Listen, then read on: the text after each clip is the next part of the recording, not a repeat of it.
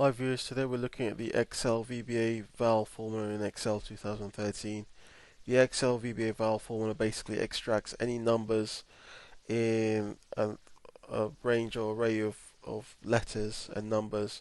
So basically, if you've got 1, 2, 3 and then you've got A, 4, 5, 6, it'll basically extract 1, 2, 3 because those are all the numbers before the first text value or string value appears. So in order to create this formula, first of all, I need to record a macro. So in the View tab of Excel 2013, within the macro section, I'm going to click on Record, and I'm going to give this macro a macro name of val fx for val function. Click on OK, and then I'm going to stop recording. I'm going to go to the macro section of the View tab again. I'm going to click on View Macros. I'm going to edit this macro. The comment stuff in apostrophe with apostrophes in green. I'm going to delete that stuff. I'm going to be left with the sub and the end sub function or statements. So between the sub and end sub statement, I'm going to paste in my code. Within my code, you can see the green bits of comments to help explain what the code is doing. Dim e as string is basically declaring a variable e as a string or text-like value.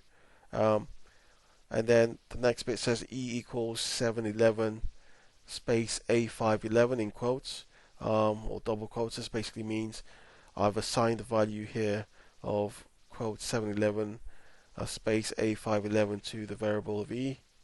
And then I'm simply displaying this variable in the message box here within the function called val. So basically, because because there are numbers in this string, and the first letter starts after 711, the message box val function will basically strip out the 711 because it's basically all the numbers that occur before any letter is shown, alphabetic letter is shown. So if I press play, you can see 711 has been extracted from the string of 711 A511, and that's basically the val function in Excel VBA 2013.